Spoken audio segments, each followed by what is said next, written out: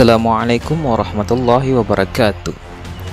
Jatuhnya kekhalifahan Islam di Turki pada tanggal 3 Maret 1924 Masehi adalah awal dari berakhirnya peradaban dan kekuatan Islam di seluruh dunia.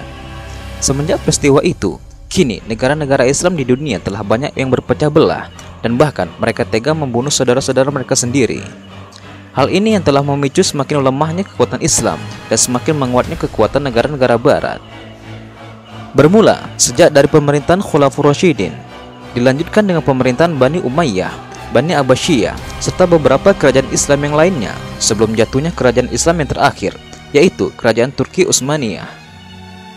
Dahulu, umat Islam begitu kuat hingga mampu menguasai 2 dari sepertiga dunia ini dan membuat takut bangsa-bangsa barat. Akan tetapi, sekarang apa yang terjadi? Di mana kekuatan itu menghilang? Semuanya telah lenyap dan sirna ditelan oleh zaman. Namun, Rasulullah SAW telah berjanji bahwa di suatu hari nanti agama Islam akan jaya kembali dan bahkan mampu menguasai seluruh dunia ini hingga hari kiamat datang. Karena penguasa dunia terus dipergulirkan layaknya sebuah ajang pertandingan, barang siapa yang kuat, maka dialah yang akan menjadi penguasa.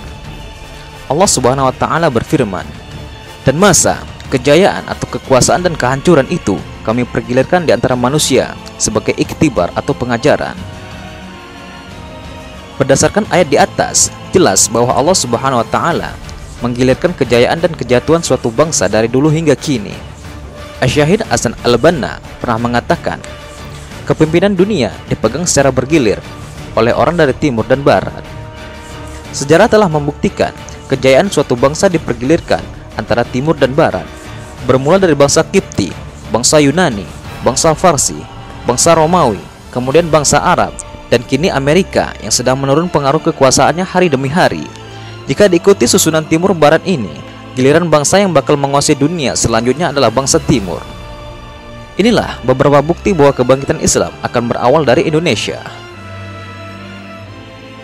Yang pertama, bendera merah dan putih.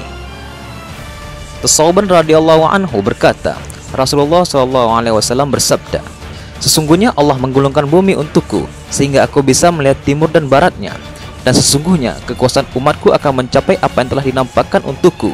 Aku diberikan 2 harta simpanan, merah dan putih. Dan sesungguhnya aku meminta Rabbku untuk umatku agar dia tidak membinasakan mereka dengan kekeringan menyeluruh, agar dia tidak memberikan kekuasaan musuh untuk menguasai mereka selain diri mereka sendiri sehingga menyerang perkumpulan mereka. Dan sesungguhnya Rabbku berfirman, Hai Muhammad, sesungguhnya aku bila menentukan takdir tidak bisa dirubah. Sesungguhnya aku memberikan untuk umatmu agar mereka tidak dibinasakan oleh kekeringan menyeluruh, dan aku tidak akan memberi kekuasaan musuh untuk menyerang mereka selain diri mereka sendiri lalu menyerang perkumpulan mereka, walaupun musuh mengepung mereka dari segala penjurunya, hingga akhirnya sebagian dari mereka membinasakan sebagian lainnya dan saling menawan satu sama lain." Pada hadis di atas terdapat kata merah dan putih, sedangkan bendera Indonesia adalah merah dan putih. Yang kedua, arah timur. Dari Tsauban radhiyallahu an, dia berkata, telah bersabda Rasulullah SAW, akan datang panji-panji hitam dari sebelah timur, seolah-olah hati mereka keping-kepingan besi. Barang siapa mendengar tentang mereka, hendaklah datang kepada mereka dan berbaitlah kepada mereka, sekalipun merangkak di atas salju. Arah timur yang dimaksud pada hadis di atas tidak satupun orang yang mengetahuinya. Ada yang mengaitkan dengan Afghanistan, Pakistan, dan Yaman, namun tidak ada bukti yang jelas sampai sekarang. Jika kita melihat dari peta globe dunia, maka akan terlihat bahwa negara Islam yang paling timur di dunia adalah Indonesia, Malaysia, dan Brunei. Akan tetapi, yang paling timur di antara 3 negara tersebut adalah Indonesia. Hal ini juga didukung dengan bergilirnya penguasaan di dunia sebagaimana yang telah difirmankan Allah Subhanahu wa Ta'ala pada ayat di atas. Dan satu-satunya negara Islam yang belum pernah mendapatkan giliran berkuasa di dunia adalah negara Islam Melayu Indonesia. Maka bukan tidak mungkin bahwa kebangkitan Islam itu akan berawal dari timur, yaitu Melayu Indonesia. Yang ketiga, kekeringan tidak menyeluruh. Hadis di atas juga bercerita tentang suatu negeri di akhir zaman yang tidak akan mengalami kekeringan secara menyeluruh. Dan jika kita lihat sekarang ini di dunia, bahwa negara Islam yang tidak pernah mengalami kekeringan secara menyeluruh ternyata hanya ada beberapa negara saja, dan Indonesia lah salah satunya. Yang selanjutnya, musuh tidak akan mampu menguasai. Hadis di atas menceritakan tentang suatu negeri yang tidak bisa dikuasai oleh musuh manapun. Indonesia adalah salah satu negara Islam yang tidak mudah untuk ditundukkan. Sebagaimana kita ketahui sekarang ini, bahwa militer Indonesia berada di level 12 besar negara terkuat di dunia.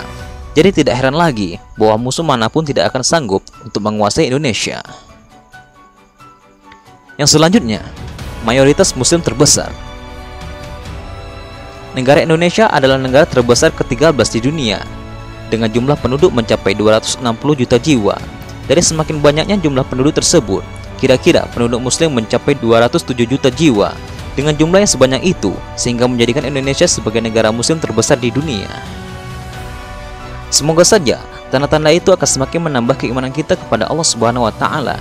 Dan marilah sama-sama kita eratkan tali persaudaraan serta membenahi diri kita. Semoga negeri kita tercinta akan selalu menjadi negeri kesayangan Rasulullah SAW di akhir zaman.